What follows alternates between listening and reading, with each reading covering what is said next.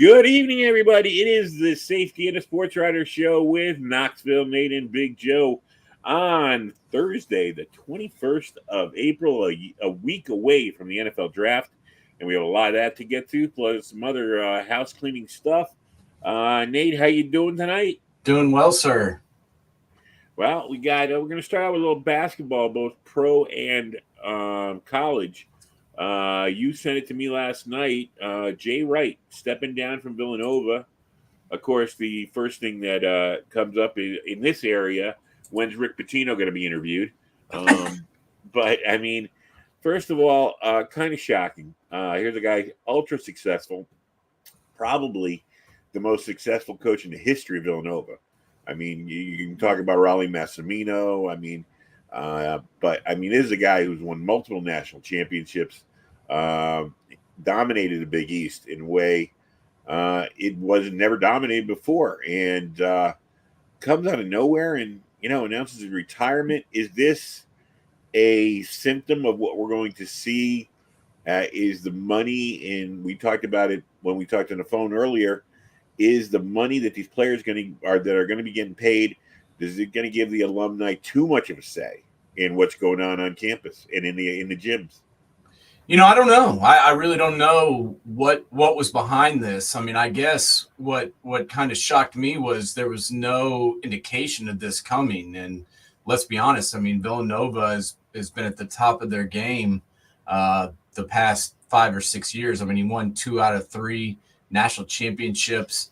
He's won the regular season title in the Big East from 2013 up until last year, every season except for 2017 when they lost the regular season but won the conference tournament. So, I mean, like you said, they dominated the Big East, and they've done really well in the tournament. The guy loses talent every year and seems to be able to replace it. It's not like they've been going the one and done route solely, but they've had a couple guys, jump to the league quickly and they've been able to replace them, and they've had some guys stay longer. So it's not like the one and done thing's ruining Villanova basketball. I mean, he's been able to keep guys for lengthy periods, and Gillespie's a 4-year guy, and I just was kind of shocked that he took off. I mean, I didn't realize honestly until the announcement was made that he's been there for 21 years. Yeah. So it's not like the guy's got anything left to prove. As you just mentioned, he doesn't need any money. He's been making gobs of money. He has nothing to prove to anybody. And if he felt like it was time for him to retire and he just didn't want to do it anymore, more power to him. I will say this. I noticed for some reason this year when I watched Nova play, he looked tired to me. And he looked like, it was starting, the game itself was, he's always been that really good looking guy, always wearing the really nice suits on the sideline. And you're just like, Jay Wright, the coolest guy in the world. And to me this year, for some reason, he just looked a little old and looked like it had started to take its toll on him. I mean, the guy is 60 years old, but I just thought he had a lot of coaching left. And my biggest question is, is this the end for him, or does he take a little time off and reappear? That's going to be the answer we'll see down the road. And but I mean, like you did say, good looking guy, well spoken. So he will be on one of these networks. He's going to get gobbled up by one of these networks. And maybe I remember, I'm old enough to remember when Al McGuire retired from Marquette, and he wasn't old at the time. I think he was in his 50s, and I went into announcing and found another career for the next 20 years that it suited him well. So, I mean, maybe he sees that, as something that suits him better right now. I think there's a lot of politicking. It's going to be very interesting to watch over the next 10 years, the quality of coaching at the college level, both on football and basketball specifically, as this new licensing age comes in and these kids are paid and all the other things stuff goes on. Like I said, I just, and the other thing is some guys, like you said, he's 60 years old. Maybe he doesn't want to be there coaching when he's 80. Maybe he wants to travel. Maybe, I don't know, maybe him and his wife want to have a beach house or a house in the mountains they can go to and just hang out all week, or during the week when he's not announcing games, or if he doesn't announce at all. I mean, it's the world's at his feet right now.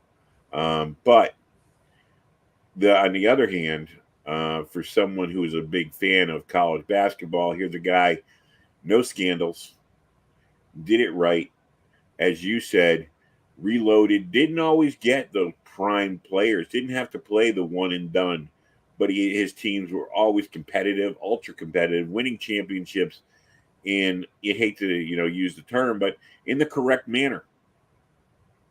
Yeah, I mean, it's definitely a blow to college basketball, in my opinion. I mean, this is a guy who's not only a great guy, but one of the best basketball coaches that we've seen.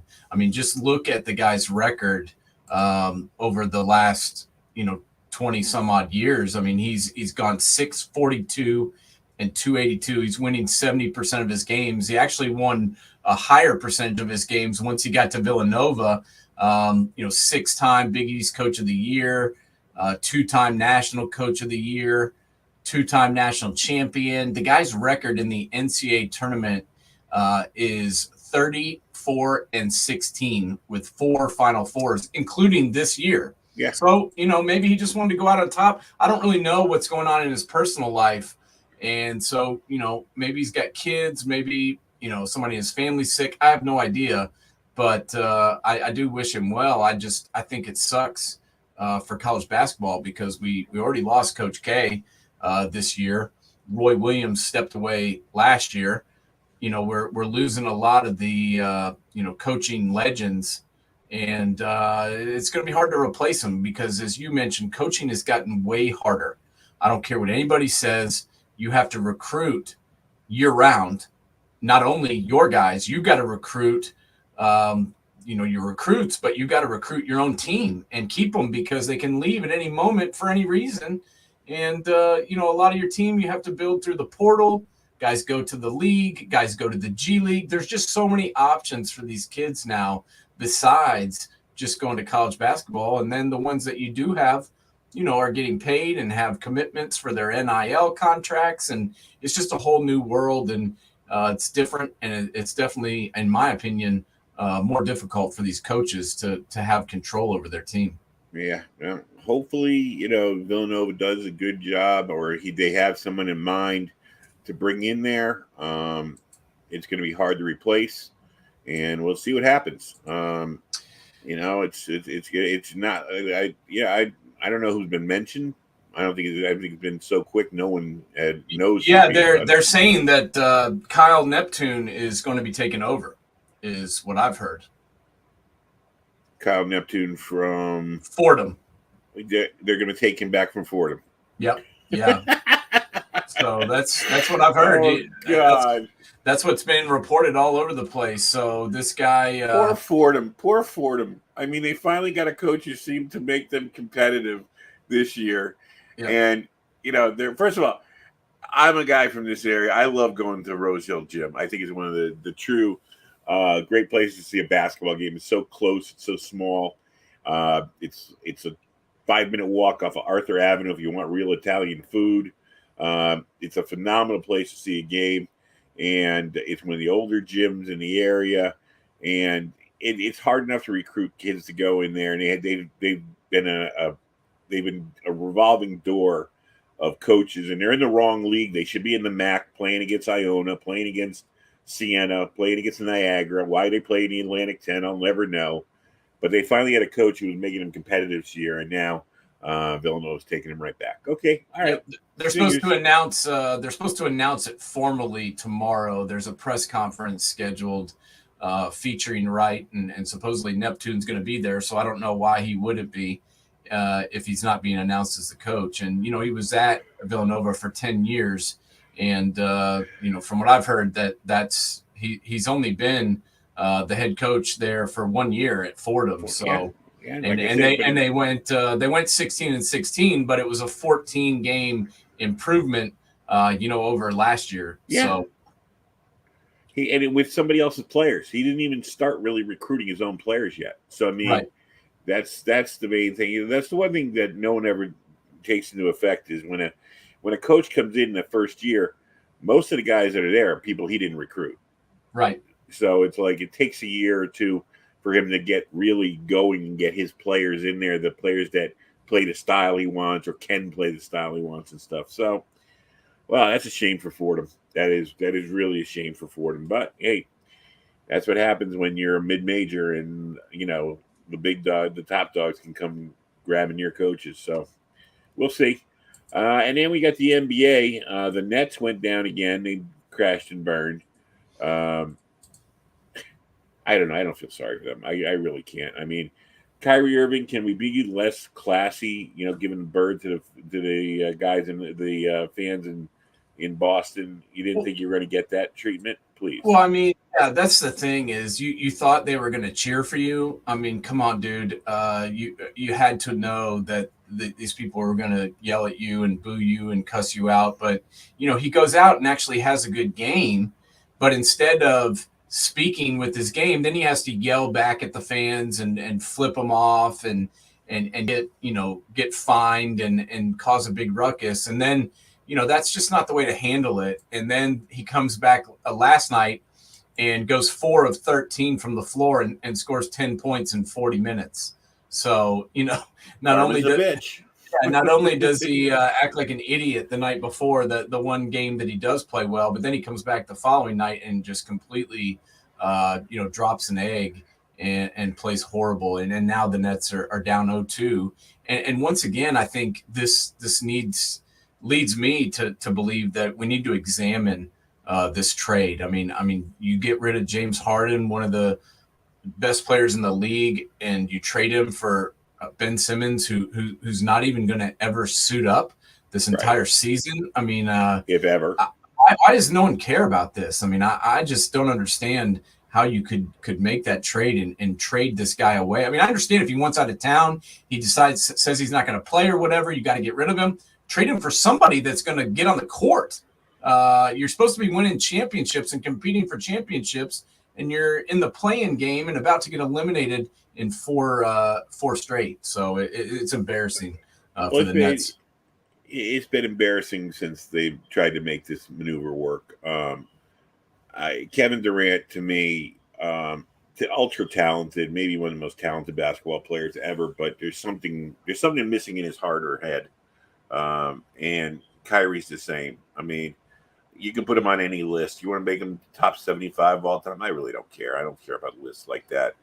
But here's a guy, Kevin Durant couldn't make it work with Harden and Westbrook in OKC. He had to tag along for his championships up in Golden State. Gets everything he wants, comes across the country. It sits out for a year because he has to because of injury. Gets his boy Kyrie to come out there and join him. And they've been a disappointment. They've been an utter disappointment. And, they chased a good coach out. They have a guy. I don't know if Steve Nash is a good coach. I mean, he was a great basketball player. Doesn't mean he's a great coach. And he, it's like, does he have a pulse? Does he know? We've talked about it last week. Kyrie sat out. If he had played in half the games that he could have played in this year, they would be in having facing who, and they would be one of the top teams in the playoffs. Instead, they're playing the Celtics, who are very good. Yeah, in the first round, and right. that's what I'm saying. That's what makes it even worse. Is this guy hurts his team by sitting out more than half the games all year, putting them in a position where they've got to fight against one of the best teams in the East in the first round, and then he pulls this crap in game one where he's flicking the fans off, and then comes out and does nothing in game two, and now they're going back to Brooklyn, down 2-0, and it's just a horrible story, I think, for basketball, because we were all kind of looking forward to the Nets, being one of the premier teams in the East, and they're far from it. No, they have not measured up. They're going to go down if they don't turn this around next year, because I don't think they have time to turn around this year. If they don't do something to turn this around next year, it's going to go down as one of the biggest jokes and one of the worst management decisions in the history of the NBA. When you think of the money spent, when you think of what it could have been or should have been. And this is where players, this is where when Kyrie gets mad when fans boo him and stuff. This is why people boo you. Yeah. Well, Okay? the guy goes AWOL and disappears for weeks at a time. He's hurt all the time. He's always complaining about something. And, even when he does play and plays well, he's flicking the fans off. I mean, he wonders why people don't cheer for him. These are the exact reasons why. And it's a shame because, game one was a tremendous game. And the Nets, had a really good chance to win and did not. And then last night, they were ahead at halftime and then fell apart in the second half because he couldn't hit a shot and, wasn't giving giving KD any help. So I don't know. It's just ridiculous to me. And I kind of want the Nets to be done and gone because I really think this playoffs has been pretty good so far. And I just want to get them out of here so we don't have to talk about them anymore. Yeah, you were talking about before, Chicago coming on the air. Talk about that Chicago-Milwaukee game. I didn't get to see it. I was doing my trivia thing last night, so I didn't get to see it. Talk to me about that game last night. That game was phenomenal. The Bucks. It wasn't like the Bucks played bad. I mean, the Bucks fought hard. The first half was kind of, they were just kind of out of sync. Middleton is apparently dealing with some injuries, and he didn't look 100%. But he was 6 of 11 from the field and 5 of 7 from three. So it's not like he was hurting his team. He played pretty well and fought through what they described as a little bit of an injury, but Chicago was just amazing. I mean, Caruso was managing the floor. Levine had a good game. As I mentioned, DeMar DeRozan, to me, is the most improved player in the NBA, and this is a guy that was already proven, but he really reinvented himself in Chicago. 16 of 31 from the floor last night, 41 points. Was just unstoppable, and he was the reason that the Bulls won. I mean, the Bucks really turned it on in the fourth quarter, actually outscored the Bulls 30-27, but they just couldn't overcome the halftime deficit, and they just couldn't overcome what the Bulls were doing. And this is the coach that me and you talked about before, the guy that OKC didn't want to re-up and ran out of town.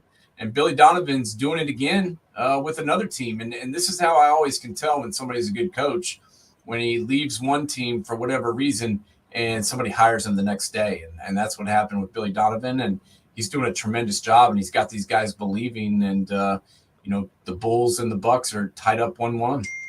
And we'll see what else. What are storylines do you like from the NBA?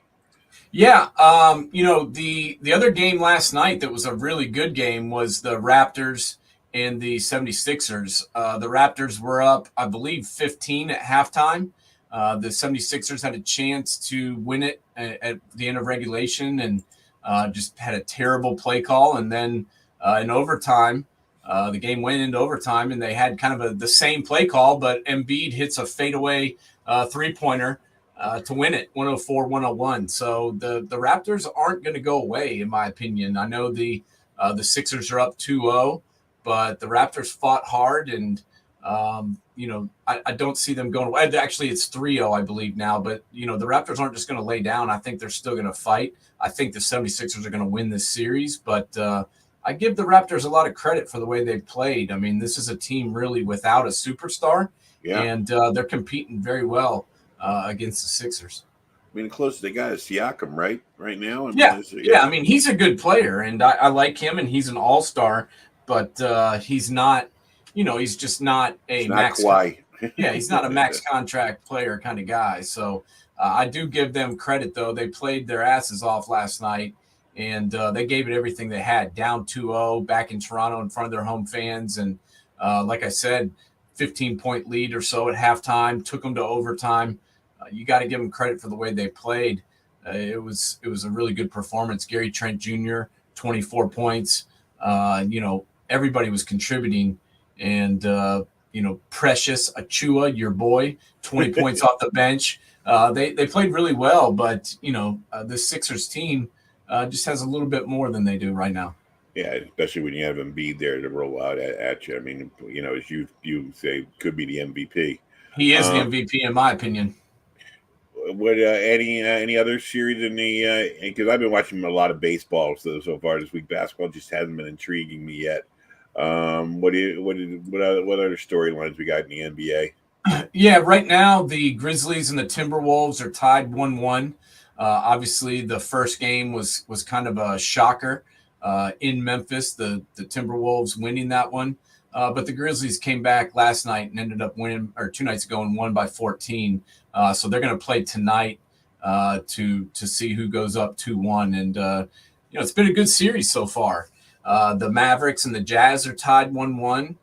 Kind of shocking to me, and I thought that I kind of picked the Jazz to win this one, but they're tied 1-1 right now. And then the Warriors are up 2-0 on the Nuggets, and they've kind of dominated them so far. And that's kind of been shocking to me, too. I thought the Nuggets would, fight the Warriors pretty tough, but so far the Warriors are kind of running away with it. Well, Golden State's been, they've kind of been the story about, after last year and bottoming out to come back and really be the Golden State Warriors they were 3 years ago this year. So, I mean, if they can continue to play like they have during the season, there's no reason to think they can't make it all the way through out there. It's true. If they, if they keep playing like they're playing, they could be good. And the one thing I didn't mention was, I said Chris Middleton was a little banged up, and after the game, they came out and said that he has an MCL sprain.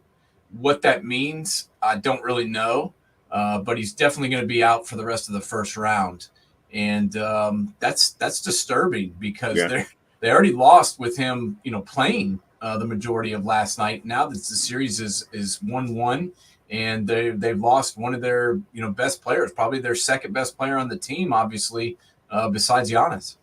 Yeah, that's for sure. We got to get to the draft, so I want to do a lot on the draft. So, but one quick last point: did you see Mike Tyson beat up somebody on a JetBlue flight? I did see that. Okay, that guy deserved it, in my opinion.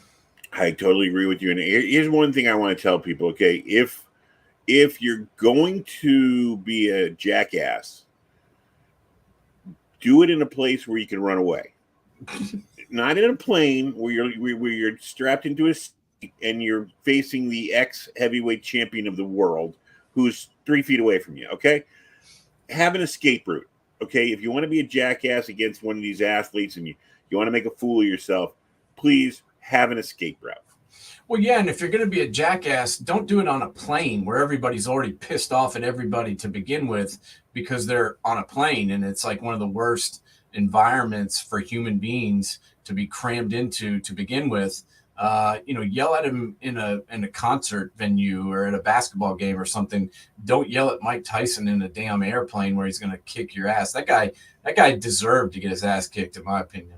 I totally agree. So, all right, let's get into the draft. We want to go over the prospects. We did the needs of the team a couple of weeks ago. Big time offensive line needs coming out this year, especially with the Giants and stuff. So I got a few player rankings to go over here with you. Let's start with the tackles coming out. Right now on the board I'm looking at, the top rated tackle is Neal out of Alabama. What do you think about him? Yeah, he's pretty good. I like him. He's a mammoth beast of a man, 6'7", 350 pounds. One of the most imposing linemen coming out in this draft for sure. But at times, I didn't feel like he was as dominant as he should have been. More actually of a pass blocker than a run blocker, in my opinion.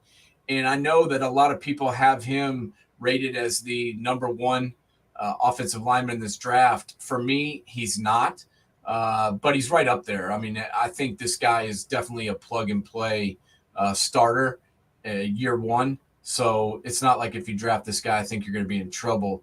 I just think there's several really good offensive linemen in this draft, and Evan Neal is up near the top, but I wouldn't put him number one. How about behind him at the rankings of tackle is Charles Cross on this list from Mississippi State. What do you think about him? Yeah, he is my number one guy. He only gave up 16 pressures all of 2021 on 719 passing plays. That's pretty dominant, in my opinion. And this guy can move. He's not quite as big as Evan Neal is, but 6'5", 307, that's plenty big. He's got long arms. He allowed 44 pressures in 2020, but only 16 in 2021, like I said. So that's a big improvement to me. And this kid is only a redshirt sophomore.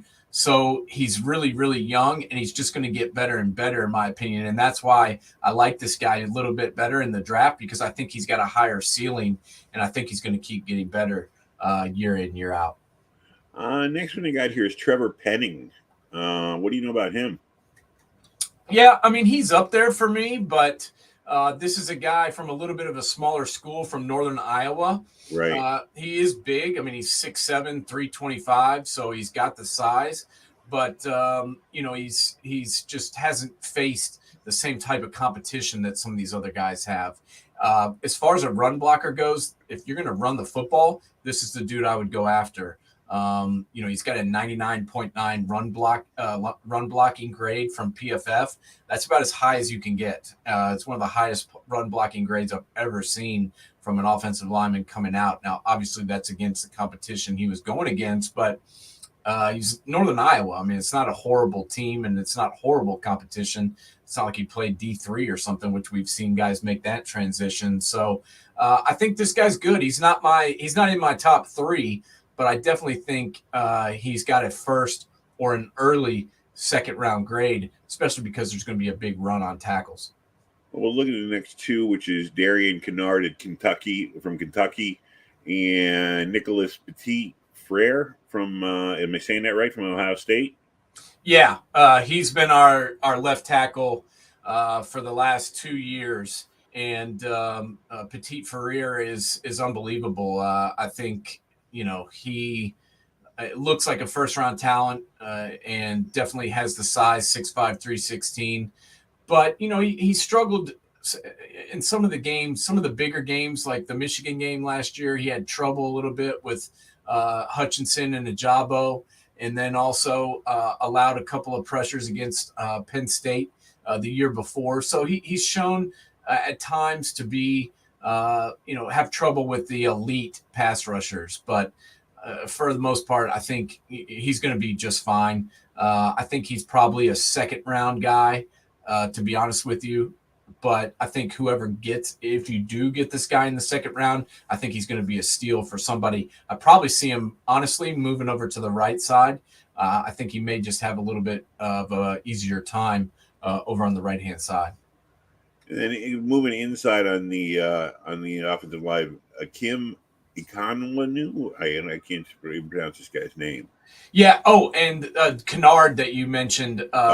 Kennard I love, and I think Kennard is going to go pretty high just because he was amazing last year for Kentucky. I mean, think about the strides that Kentucky football has made. This guy's been there that whole time. He's a senior. He's played a lot of football in the SEC. He's one of the best run blockers in this entire draft. And the thing that I really love about Darian Kennard, A, he's from Knoxville, Tennessee. B, he can play multiple positions. He can play right tackle. He can play left tackle. You can scoot this guy into guard. That's important. I think honestly, when I look at him, I see a guard. But this is a dude that can start at guard for you, be an all-pro at guard, and then if you have an injury, he can move outside and certainly hold his own. All right, and I just had going inside here. The only two guards they give ratings over 90 here are Ikem Ekonwanu and Kenyon Green. Yeah, Kenyon Green's from Texas A&M. He's probably the number one guard, in my opinion, in this draft. This guy is massive, 6'4", 330 pounds, and he started at every single offensive line position throughout his career at Texas A&M, except center. So this is a guy that can play either guard. He, just like Kennard, he can kick out and play tackle if he needs to. I project him as a guard in the NFL, but he could certainly be your swing tackle if you have an injury, or if you're, going heavy with a heavy set on, third down or down on the goal line. This is a dude that you could put, on either side. So I love this kid, Kenyon Green, and I think he's just done nothing but move up draft boards as people have watched the tape the last few weeks. And then the center, the most important position on the offensive line, to me, the brains of the line. Only one center in this draft they've rated over 90. The rest are 83 or below, and that's Tyler Linderbaum of Iowa. Yeah. This guy is one of the best center prospects that I've ever seen, and probably that's ever come out in the draft. I mean, this guy's probably going to go in the first round, and that is just almost unheard of at the center position, because we've seen guys get drafted in the third, fourth round and start at center in the NFL time and time again. But this guy, was probably the highest graded center in the country over the last 2 years. Not to mention just last year, but in 2020 he was the highest graded center in college football. So earning an overall 95.4 grade from PFF. This guy's the real deal. And, if somebody has a real need at center, I could see him going, in the top 20 potentially. Do you see anybody that has a real need at center that you think he could slide in and potentially be the guy? Yeah, I mean, there's several teams that could use a center. Whether or not they draft them right away. I mean, I'm thinking of the draft order. And, I could see the Jets potentially, but the problem with the Jets is they need a tackle too, and also need a guard. So, some of the teams that, need a center also need help on the outside. And it's just those outside guys are going to go first. But, we'll see how the draft shakes out. There could be trades. There could be people moving around. Somebody's going to move up and get this guy depending on what they need. Yeah, I don't know if it's a good idea to have a young center and a young quarterback working together. I think it's better to have a veteran center kind of cleaning up the quarterback a little bit and helping him out with the line calls and stuff. I don't know if that would be an ideal situation. Although it'd be great if you strike gold and they work together throughout their time. But I don't know. Well, look at what happened last year. I mean, Creed Humphrey came in out of Texas. And this guy wasn't drafted until the 63rd pick in the second round out of Oklahoma. And he came in and started day one for the Kansas City Chiefs. Right. And they never looked back. I mean, he in my opinion, could have been named the Rookie of the Year. So a center can really help a team if they have a need at that position. And, it's not unheard of for somebody to come in and start day one. If they're ready, and I think Linderbaum is. Okay, let's go out to the wide receivers now. Another position that they're supposedly stocked. This is going to be the talent-rich position, and on my list here, Garrett Wilson out of the Ohio State University is ranked as a number one, a 93.1 rating I got here. What do you got him on your board? Yeah, he's right up there. Garrett Wilson just does it all. And, I love, obviously, both of those guys, Garrett Wilson and Chris Olave. It's just, to me, Garrett Wilson might be a little bit better from a overall standpoint, because there's nothing this guy can't do. He can play on the outside. He can play on the inside. He's got unbelievable jumping ability. He's got the speed. He's got the hands. I mean, the real thing to me was, the game that Garrett Wilson missed last year against Nebraska. It was so evident that he was gone. You look at this guy when you need somebody to make a big play. He's always able to do that. He can generate separation better than anybody that I've seen over the past few years. And like I said, he can play in the slot or he can play outside. He played almost 74% of his snaps in the slot in 2020. And then last year he played on the outside. So this guy's done it every single spot. And that's why I think makes him the number one prospect, because he can do whatever each team needs. And I think he might be the first wide receiver taken. Number 2 they got here is Jamison Williams out of Alabama with a 91 rating. You know, Alabama's been turning out wide receivers a lot lately. What do you think about Jamison Williams? Yeah, he had a big year. This is a kid that was from Ohio State and played at Ohio State his first 3 years and just had trouble getting on the field because of Garrett Wilson and because of Chris Olave and because of Jackson Smith and Jigba. Jamison Williams really couldn't get on the field. And give him credit, man. He made a big decision transferring down to Alabama. And that was a really good move for him because A, they had Bryce Young. B, they had a lack of depth and superstars at the wide receiver position that particular year for the Crimson Tide. And he just completely ripped the roof off the Alabama stadium last year and had a tremendous year. The problem I see with Jamison is he tore his knee in the national championship game. So, you know, how is that going to affect his draft stock? I certainly think it's got to hurt it a little bit. Well, he's not going to be ready. You know, everybody's looking for a Jamar Chase, and in this draft, that's basically what they're looking for. Yeah, this guy's not going to be ready when training camp starts up. And, you know, will he be ready by the first game? I doubt it. You know, my guess would be after 4 or 5 weeks, he'll probably be ready to go. But he's going to miss a lot of the offseason, and that can be troublesome for a first-year wide receiver in the NFL. Oh, yeah, trying to get your time and get a quarterback. You won't be able to work with it. That's the most important thing. Well, on the same page. Your speed's not just gonna win you battles anymore. Everybody's fast in the NFL. Right. You've got to know, you got to know, when to put your hands up at the last minute. You got to know what your routes are. You got to know what your concepts are in each different route play. tree. Yeah, and you got to know what your options are on option routes, and it's a whole new ball game. Being effective in the NFL as opposed to college football. So I think, Taron, Guy had a great season. Guy showed that he can be an NFL receiver for sure. But I just think tearing his knee is going to drop him down in the first round a little bit. I still think he goes in the first round or early in the second, but I think tearing the knee is going to drop him a little bit. Next, they got Drake London of USC. Now, big guy, 6'5", but also they got him on this rating board with a 4.58 40. Yeah. A big guy, but not exactly a burner.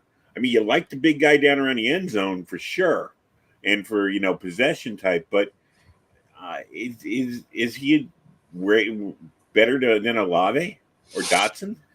I don't like him better than that, but it's kind of what you're looking for. Do you want a big target that you can go to in the red zone, or are you looking for a guy to stretch the field? That's what it kind of comes down to. And the thing that I'll give Drake London is, last year in 2021, he only played in 8 games. He broke his ankle after in week 8, but in those 8 games, he had 88 catches for over 1,000 yards and 7 touchdowns. So this is a guy who can really, produce. He had a lot of production, and this is a guy that you can kind of throw it up to, even if he's covered. And he can make a play for you. 6'4", 220, still runs a 4.58. This is a guy that I think is going to be effective in the NFL. But once again, I'm a little bit concerned about him just because of his medical. And I think that broken ankle may scare some people away. It just depends what their doctors think when they got their hands on him. Also, when I see a guy 6'5", 210, I think conversion to tight end possibility. Yeah, well, there's those hybrid tight ends all over the place now. You think Kyle Pitts, in Atlanta. He's really a tight end, but he plays a lot of wide receiver. You think about the guy from Travis Kelce from Kansas City. He's technically a tight end, but let's be honest, he plays wide receiver. Right. That I kind of see Drake London kind of in that Kyle Pitts mode. But he's not quite as good a blocker as him. Next thing on the list, Chris Olave, 90 overall rating on this list. He matches all. He's 6'1", almost 200 pounds. That's a nice size. 4'3", 940. We all seen what he's can do throughout his career. I know you like him. What do you think about his pro prospects? Yeah, this is a guy who coming out of high school was a 3-star. and really, they only found him because they went to watch his quarterback play. This guy was injured his junior season, so he went underneath a lot of the big programs' radars. But luckily, Coach Day and his staff went out there to see his quarterback play, and they watched this kid one game and were like, "This guy, we got to offer this guy right now." And it turned out to be one of the best moves they ever made because he's the all-time leading touchdown producer in Ohio State history. If you think about it, last year he only had 65 catches, but think about who was on the field with him, man. I mean, Jeremy Ruckert at tight end, Jackson Smith and Jigba, Garrett Wilson, another wide receiver that's going to go in this draft, Marvin Harrison Jr., Julian Fleming. I mean, all these guys were trying to catch balls for Ohio State last year, and it kind of created a logjam. But of his 65 catches, 13 of them were touchdowns, and a lot of them were big touchdowns that changed the course of a game. And that's why I love this kid. He's not afraid to work hard. He's going to work at his craft and get better and better and better every year. I think he is going to be one of the first 3 wide receivers taken in this draft, and I expect him to go, in the top 15 to 17 players taken. All right, then we got Treylon Burks of Arkansas. Good size, 6'3", 225. Again, 4.55 40, not the greatest in the world. But, I mean, big target. Yeah, I mean, this guy's really been, climbing up draft boards the last few weeks when people have gotten to get up and close and personal with him. I mean, let's be honest, he hasn't had the greatest quarterbacks around him. Right. He had Felipe Franks last year, and then obviously they had their new guy last year who, was more of a running quarterback, honestly. But this kid, when he gets his opportunities, makes the most of them. Even though they're, were primarily a running football team last year, he still had 1,100 yards and 11 touchdowns. So unrivaled speed and size combination. And he's a true junior. So this guy's played a lot of football. I think he's, really a sleeper, and whoever gets this guy, they're gonna have somebody who's going to be a weapon right away. I think he's definitely going to be a first-round pick. I project him probably to go maybe right around Olave. I said Olave between 12 and 17. I would pick this guy, right around there between 14 and 20. And then below him at the number 6 spot, and I think you pegged this guy's problem with the fact that same thing that Burks had, Jahan Dotson. Never really had a quarterback to get him the ball enough. I mean, he's got world class speed. He showed to be a game breaker at Penn State, but he's never had a quarterback. I don't know. And he's smallish. He's 5'11". Yeah, that's my only issue with him. He's 5'11" and 178. So, the size is definitely a concern. But he's seriously quick, and he's a really good route runner. He's a senior, so he's played a lot of football. He graded out at PFF at 87.5 last year, which is pretty impressive considering all the struggles they had on offense. I mean, they had no running game to speak of. Quarterback play with Sean Clifford was up and down, yet this guy's production never really wavered. So I think this guy is a late first round, maybe second round pick, even despite his size concerns. All right, I'm going to quickly. I don't want to go over each one of these, but if anyone who stands out to you, let me know. George Pickens of Georgia, John Mitchie of Alabama, Sky Moore, Christian Watson, Calvin Austin III, or David Bell of Purdue. Any of those stand out as anybody you want to take serious looks at? Yeah, Pickens to me is the guy that is really an unbelievable talent. I mean, the only reason that we haven't talked about him yet, and we're only talking about him right now, is because he tore his ACL. And my biggest thing with him is he came back and played in the last game of the regular season, and then was a factor in their championship run. This guy could have easily sat out, Joe. This guy could have said, I tore my ACL. I'm going to work hard. I want to come back. but I've got NFL aspirations and I don't want to get hurt again. And everybody would have been completely fine with that. But he did come back and he did play in those games, and he wasn't 100%, but he still made a difference. And this guy showed in his freshman season that he's got the potential to be a number one wide receiver in this league in the NFL. And I expect somebody to take this guy early in the second round, and somebody may get the steal of the draft with this dude. All right, let's move to the other side of the ball in another position that's highly needed.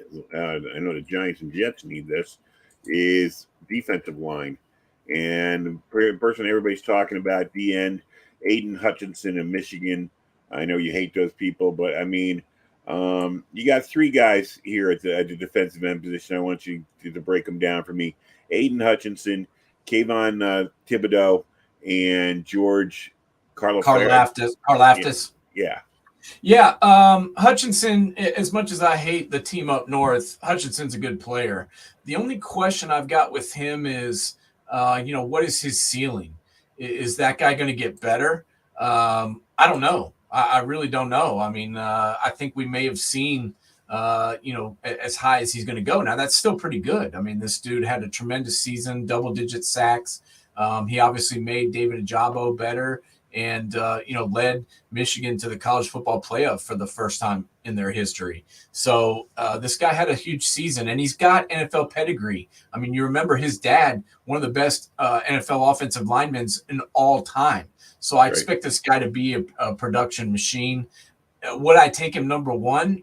I don't know, man. I mean, that's my only problem here. If I'm the Jacksonville Jaguars, I guess you want to get a guy that's going to produce right away, and he's that guy. He's a senior. He's played a lot of football, and he's a leader. He's vocal.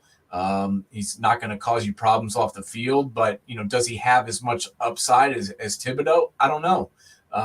We'll see once we get down the road. But I've heard some of the last week. I've heard some comparisons saying that this guy's better than the Bosa brothers, and I got to be honest with you, I don't buy that for a second. Joey and Nick Bosa, just unique talent that this guy doesn't have. The rare combination of size and speed. But this guy, what he lacks in those two things, he makes up for with smarts and with effort. So I think that makes a difference. And we got a question here coming from our listeners, and that's, do I believe in the best guy available philosophy? I do. I really do. I believe in it if you're talented. It's how bad do you need somebody? And I think that's what you've seen this huge rush on free agency the last few weeks, Joe and Andy, with teams, buying these guys left and right. And I believe that the reason that they've been doing that is so that they can take the best guy available. I mean, if the Dolphins didn't get Tyreek Hill, they probably were going to have to take a wide receiver. Well, now they can sit back and take the best guy available. And, the Bengals, had they not signed 3 offensive linemen, well, we know that they were going to have to take an offensive lineman no matter who was available at that spot. They were going to have to take one. Well, now they've got a little bit of leeway. And I think, especially in a draft like this, where there's no clear-cut guys, like, we usually look at the draft and we're like, oh, Jadeveon Clowney, he's going number 1, or Mario Williams, or whoever the hell it is. We just see that talent is so much better than the guy below. Well, in this draft, it's really not. I think it's a deep draft, and there's a lot of positions that have a lot of good players, but there's just not that separation that we're used to. And I think this is the best draft in recent time, where taking the best guy available is the best move to make. And I think that's why we've seen so much movement in free agency. So Hutchinson's good, man. I think he's, is he the number 1 pick? I don't know. But in this draft, he may be. I just think Kayvon Thibodeau's got that rare combination of quickness. He's got that first step that you just cannot teach. And, we haven't seen the production out of Thibodeau, but I think his best football is coming in the NFL. I want to slip down to a raw talent from Penn State, Arnold Ebiketie. If I'm saying that right, I hate these names. Yes. Ebiketie. He's a rare athlete. Yeah, this guy is 6'2", 250, and one of the fastest dudes in this draft. And you got to remember, Arnold transferred from Temple Temple, right? To Penn State, and he proved last year that his 2020 production wasn't just a fluke. I remember him He against Wisconsin. He tore them up. Yeah, he was a problem for people. And this was a guy, last year, you got to remember Penn State struggled on offense. So they really relied on their defense. And this dude had 9 pressures himself in the Michigan game. He had, more than 2 or more pressures in every single game last year. And, I just think this is a guy that isn't getting the pub that Hutchinson or maybe Thibodeau is getting, but he may be just as good, similar to his teammate who went to the Baltimore Ravens last year, was kind of unheralded. But he had a 90.5 pass rush grade, which is pretty amazing, and 52 total quarterback pressures in 2021, and that's pretty impressive for a guy who is somewhat raw coming from Temple. And I mean, the other thing about him is he kind of has a Von Miller effect to him. He can put his hand down and be a D end. He can be a linebacker. He can move him around, hide him, and you can. He's one of those guys where the quarterback's going to have to account for him if he can translate it into the pros. Yeah, and what I like is this guy got better every year. Starting off in 2019, he had 2 sacks. He came back, transferred to Penn State. Some people thought the production might drop off. It didn't. He had 4 sacks. And then, in 2021, he had 8 sacks. And like I said, 32 pressures. So this guy just kept getting better and better, and had some really big games last year. And he had his biggest game against, potentially the best team against Michigan. So this is a guy that a lot of people aren't talking about, and I expect him to potentially drop to the second round, but somebody's going to get a hell of a player in the second round.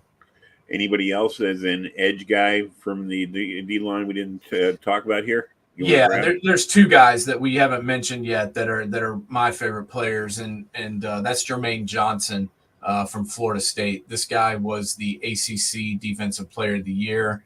And man, did he earn it. This dude came from Georgia. And so you think about, what would Georgia have looked like if they had Jermaine Johnson too? Yeah. I mean, they were the best defense in the league in college football last year. Maybe one of the best of all time.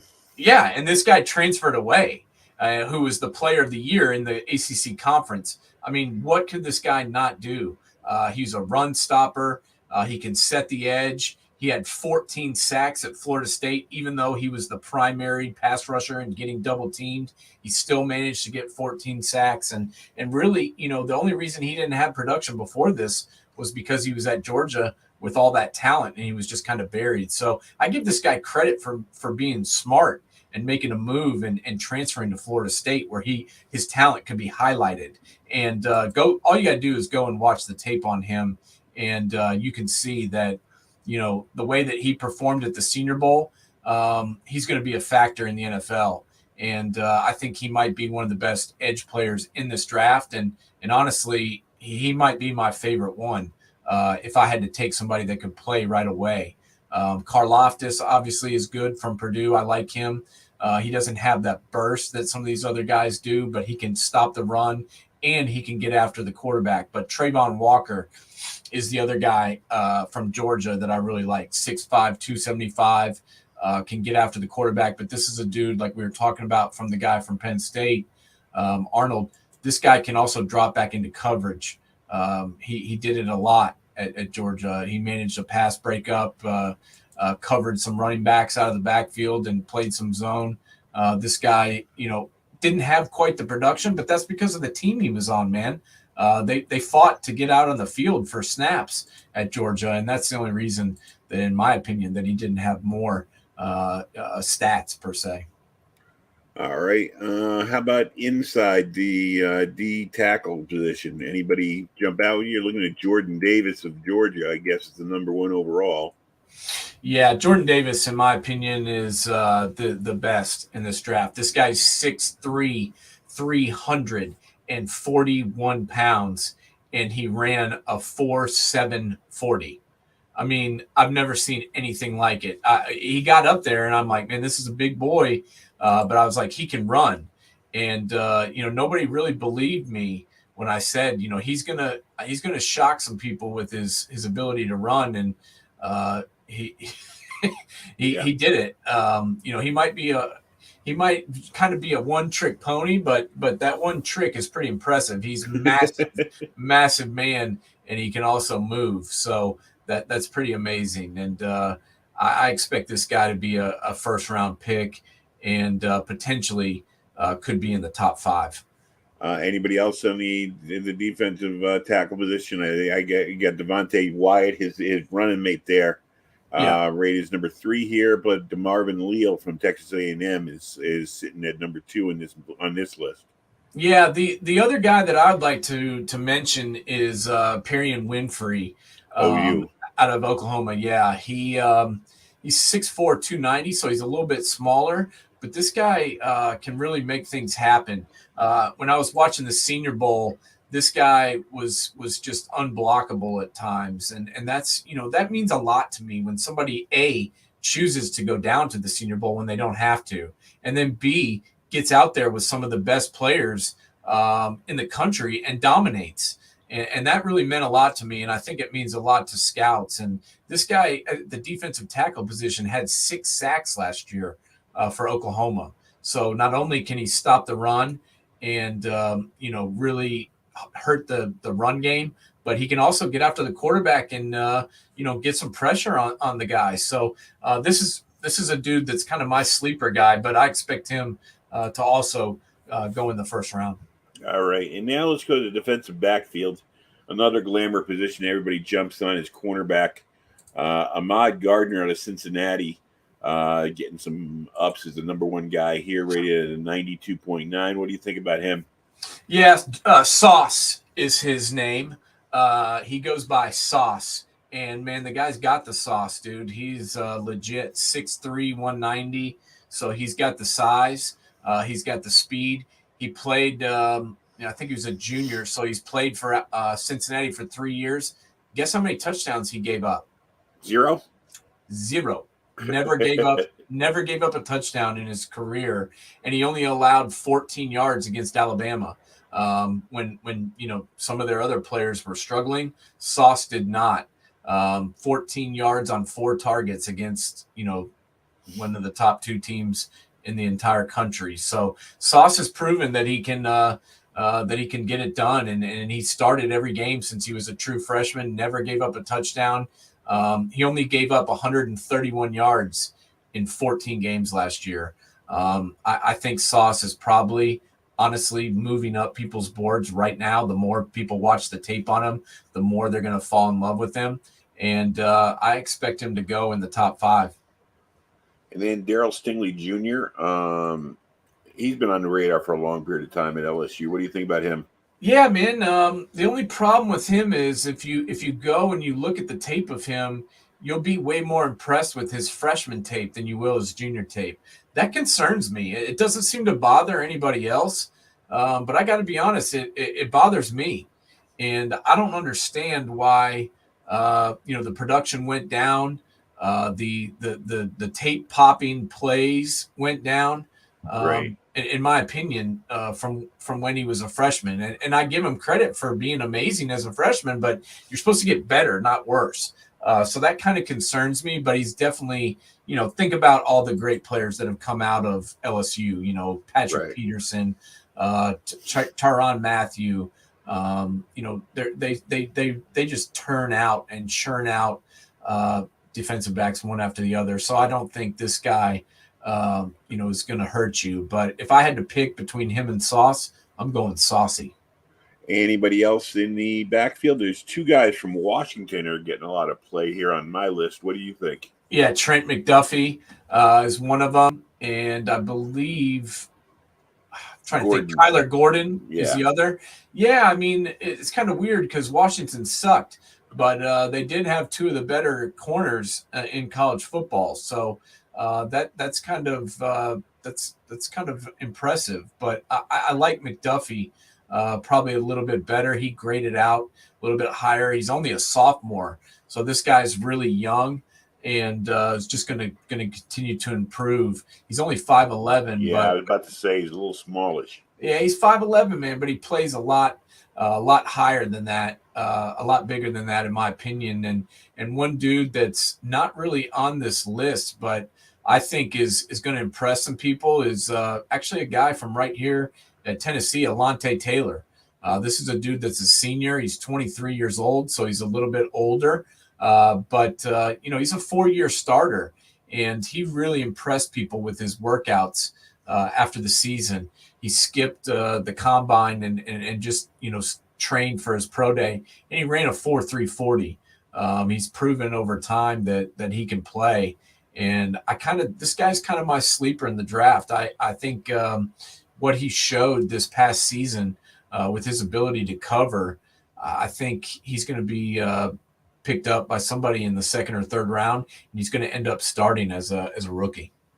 All right, let's switch. Let's go to the safety position where a lot of people. Kyle Hamilton is getting a lot of play as one of the top, could be a top 5 pick.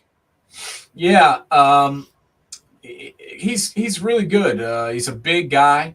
6'4" is not prototypical for a safety, but this guy is he's been compared like to a Taylor Mays from USC, except Taylor Mays sucked in the NFL. But this guy is more of a Taylor Mays with a little more fluid hips, a little bit better bend.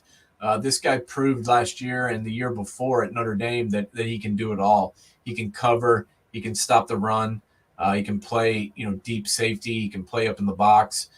This guy is a top 10 pick for sure, and is going to be an opening day starter. The dude that I've seen listed as a corner on some of these lists, but he's actually a safety from Baylor. Right. And that's Petrie. Petrie. Dude is just unbelievable ball skills guy. He's one of my favorite players in this entire draft. And once again, I know I keep going back to this, but down at the Senior Bowl, Petrie was one of the best players I saw out of anybody. And I think he's going to go probably in the first or the second round just because of all the things he can do. The only other safety that got over 90 on this list is Jaquan Brisker of Penn State. What do you think about him? Yeah, 6'1", 200 pounds. He's got the speed. He's got the size. He's a guy that's probably a little bit better as being a box guy than being a deep cover guy. But I like him. I think one dude that's probably been the biggest riser, since the end of the season is Lewis Sign from Georgia, 6'2", 200. Only missed 11 tackles all year in all of his career, and is a dude that I think is potentially a late first round, early second round player. We got a lot of Georgia guys on this defense, and rightly so. Like you mentioned, one of the best defenses of all time in college football. And this guy was a big reason why. Had 150 tackles in high school, and he just kept doing it in college. I mean, I think 15 games played in 2021, 10 games in 2020. This guy's a production machine, and had his biggest season last year for the Bulldogs when they won the national championship. All right, and we're running out of time, but we got to touch the quarterbacks, and it's probably one of the weakest quarterbacks I've ever seen. On my list here, they rate Matt Corral as Corral out of Mississippi as number 1, and I mean his height alone, 6 foot. We've seen guys, Baker Mayfield, smallish quarterbacks. It's tough to do it in the NFL. Yeah, and I've actually heard a lot of people saying Corral is dropping. And it's hard to tell because of all the smoke screens that teams put up. But I've got to be honest, the 3 guys right now that intrigue me are Kenny Pickett, Malik Willis, and Desmond Ridder. I think those are the 3 guys that could potentially go in the first round.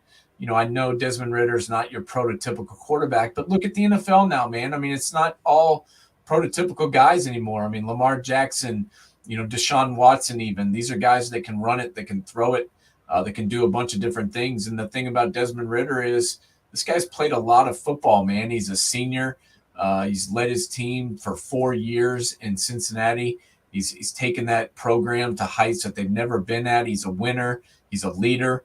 I think that accounts for something. And the same thing with Kenny Pickett. I don't give a shit how big his hands are. This guy can throw the football, and he proved it. And I think if you need a guy to start right away, I think that Kenny Pickett or Desmond Ridder are probably your two best bets. Malik Willis, I think, has a high upside. I just don't see Malik Willis as a guy that you're going to be able to start on week 1. I mean, I think this is a guy that's going to have to sit and learn a little bit. I do like his upside, and I think he's one of the top 3 quarterbacks in this whole draft, as I just said. But I just don't think you can start him week 1 in the NFL. I mean, Pickett 6'3", that's good size. Ritter 6'4", that's good size. And you have to go to Carson Strong at Nevada, 6'4". The rest of these guys are like 6'1". Yeah. And that's the one thing is you've got to get a offensive coordinator who doesn't mind the smallest quarterback and coming up with some kind of a way to get him either outside the pocket or develop some kind of a passing game that he can be utilized in, which is, we've seen with guys like Baker Mayfield. It's tough to come up with that. We skipped over running backs, tight ends, linebackers. Anybody stand out for you there? As far as linebackers goes, Devin Lloyd out of Utah is my favorite linebacker in this entire draft. He's one of my favorite players. He's the highest rated linebacker in PFF, overall 90.2 grade and 6'3", 237. There's no better linebacker in this draft. I love Nakobe Dean out of Georgia, but honestly, Devin Lloyd can do everything. He can take on blocks, he can blitz, he can cover tight ends. There's nothing he can't do, not to mention he's a leader and a very smart, cerebral guy. So plus he's 6'3", 237. I mean, Nakobe Dean's a great player, but he's only 5'10", maybe 5'11" with cleats on. So that's why I rank Devin Lloyd as my best linebacker. And honestly, I think he's one of the best defensive players in this entire draft. So I like him. As far as the running backs go, nobody really blows me away. I like Kenneth Walker out of Michigan State.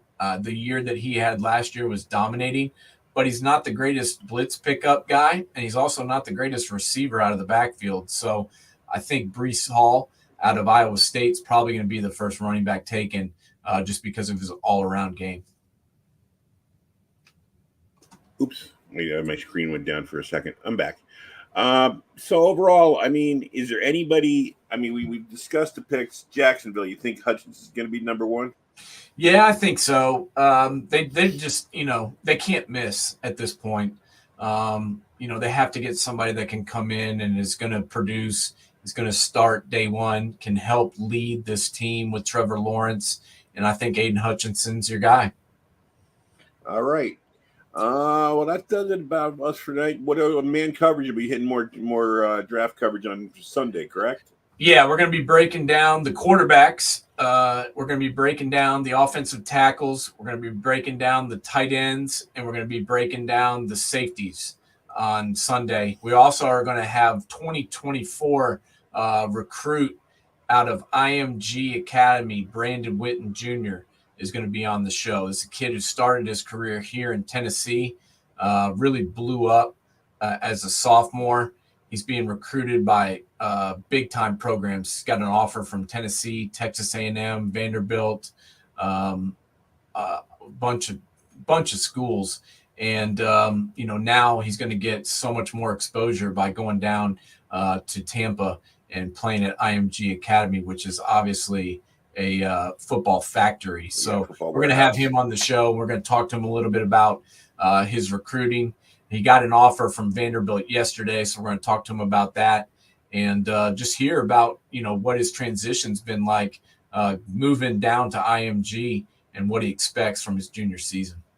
All right. Well, that about wraps it with us tonight. We'll be back next week on the day of the draft, which is very exciting about. I love that we come on right before the draft. So we'll give you up-to-date news that we're getting, hopefully late-breaking news, maybe some movement up, movement down. Go Mets, off to a fantastic start around here. They got me back watching baseball again, which is a miracle. So everybody have a great weekend, and we will see you next week. All right, guys. Adios.